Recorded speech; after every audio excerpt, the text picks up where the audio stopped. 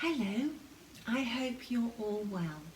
It's a bank holiday weekend in the UK, and bank holiday is a British term for a national holiday. Monday is a day that the whole country has off work, and in true British style, the bank holiday weather is not very good. But I hope that I can bring some sunshine into your day with some goodies that I have to show you. Now, I've been waiting for some parcels from the US and they all arrived this week. The first parcel I opened was from Sassy Jack's, and the goods that I'd ordered were wrapped up in the most beautiful blue tissue, tied with ribbon with little twirlies on the end, and it's so nice to open something that's presented very well.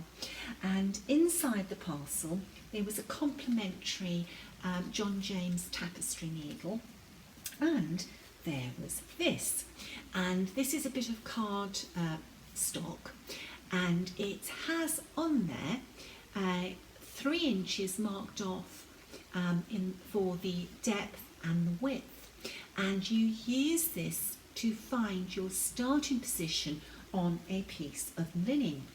So you would put this in the corner of your linen, and this would then give you your starting position when you want to put your first stitches in for a project.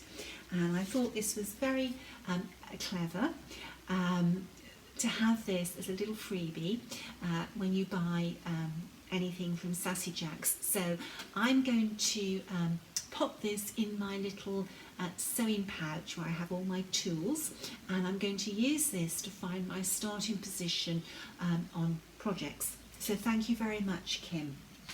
Now, in my goodies this week, I had I had 4 scissor holders. And you might ask why I bought 4. Well, they were so beautiful I couldn't resist, and I actually thought that they would also be very nice gifts for friends. So 2 of them were heart designs, and they're going to be given with love to friends, so I thought the hearts were very appropriate. Then the third one I bought was 2 dogs, and although in the US boxer dogs don't have tails, they have crop tails, I think that these do look like British boxer dogs, so that was a no-brainer for me. And then the 4th one I chose was a bee skep, and for those who are familiar with Hands Across the Sea samplers, the bee skep and bees are our company logo because we are very busy bees.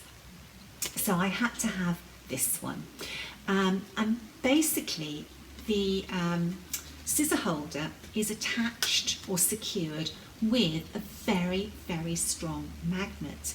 So you would put the scissor holder one side of an item of clothing, and then that would be held with the magnet, and this magnet is a very, very strong magnet. So you won't mark your clothing because you're not piercing the fabric with a pin, it's just being held in place with the magnet. And then you have a cord, and on the end of the cord is a clasp,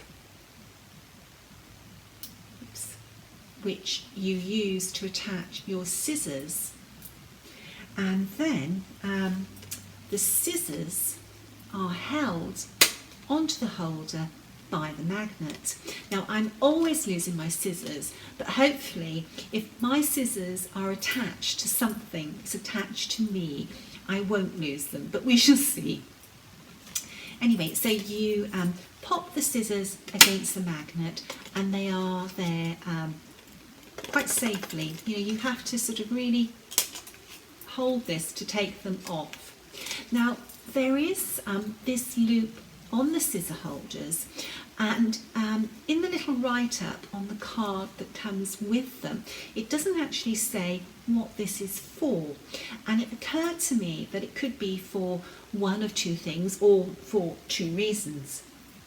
One could be that you can pop your glasses in there, and because the magnet is very strong, it will hold your glasses and your scissors.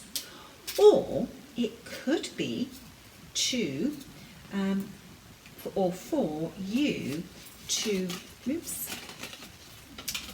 you to pop the blades of your scissors through to hold them in place in case your scissors open at all. So I'm not quite sure for the reason for this, but that's two possible reasons. Anyway, I'll come back in a few weeks' time after using this on a daily basis and let you know what I think. But I think this is a lovely idea. It's very pretty, very quirky, and I just love the boxer ones.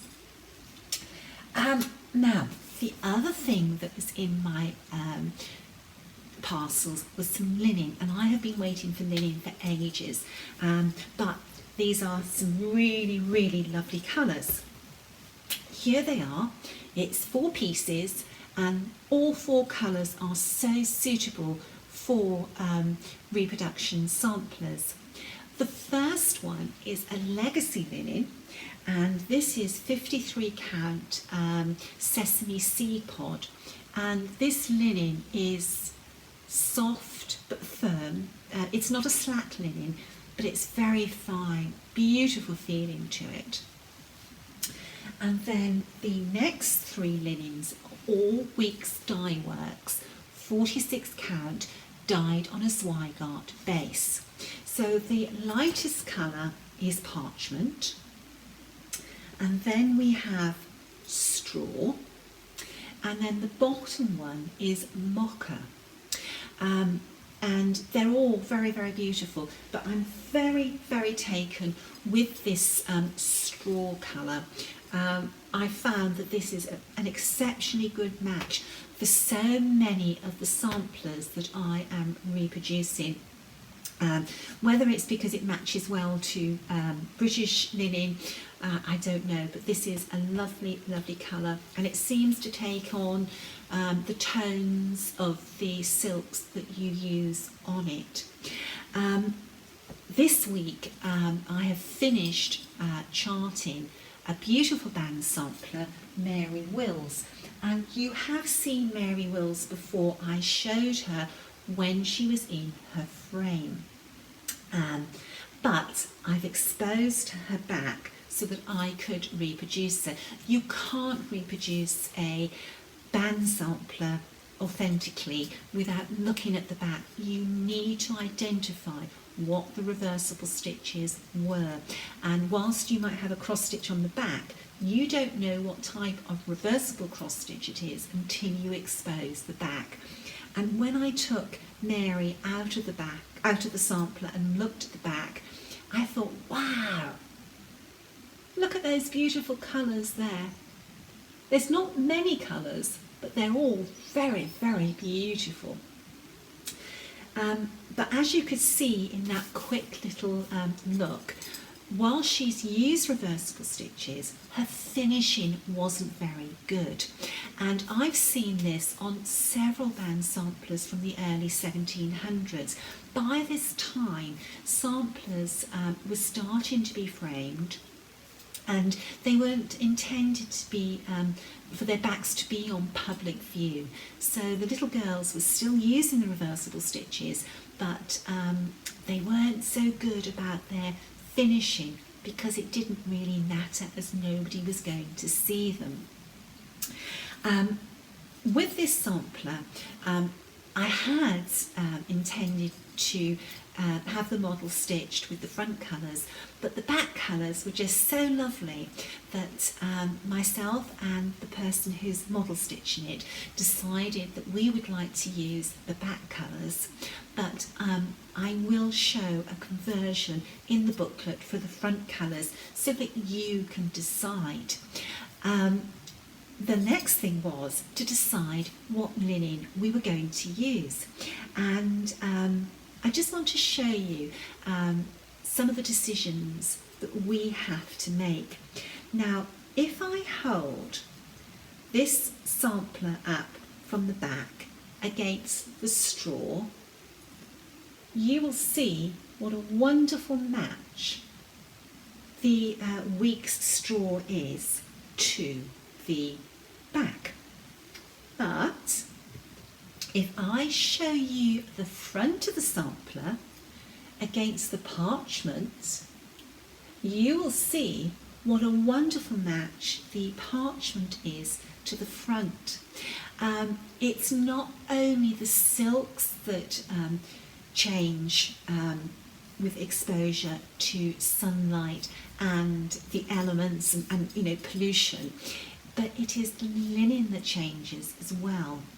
Now, a linen can darken, maybe because it was placed on a wooden back and it absorbs the tannins from the wood.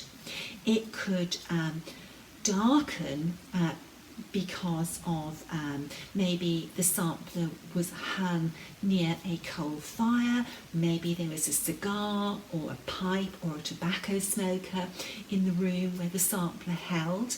Maybe there was a lot of pollution because the sampler was in a town or an industrial area where the air generally had pollutants in it.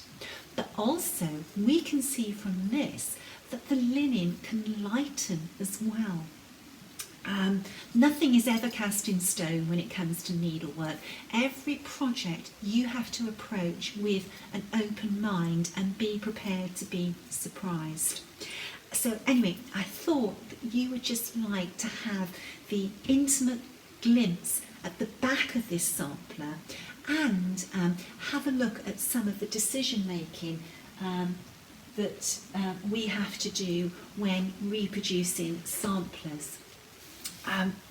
Before I finish, I want to show you one other thing, and really this should have been shown in the last video I made, and I only realised when I sat down in this little corner of my house to do this video that I'd forgotten to mention it, and I'd forgotten to put it away, because by the side of this chair I found I had left out this beautiful pin cushion and little storage drawer. These are made in the US by Richard Hires, and I've got a collection of these. They're just so beautiful. But this was a gift from a friend, and a very, very dear friend. And my friend embroidered the beautiful rose that's found on Elizabeth furnace for the top of the pin cushion. And this is stitched on very, very fine count fabric. It's very, very beautiful. So I'm not going to mention any names, but she knows that she gave this to me, and she knows how much I love her and how much this means to me, so thank you. Gifts are always very precious when they're handmade because of the time and the effort and the thoughtfulness that goes into them. Before I finish this video, I'm going to film another 2 videos today. One is about Lucy Navier and how I would take on stitching her, so stay tuned and watch the second video if you're interested. And then the third video I'm filming today is for the people who are attending the I Bethia workshops in the States, which take place in a few weeks' time. But I'm going to make the video public so that you can just have a little glimpse at a workshop from me. So for the moment, bye bye, and I'll catch you all very, very soon.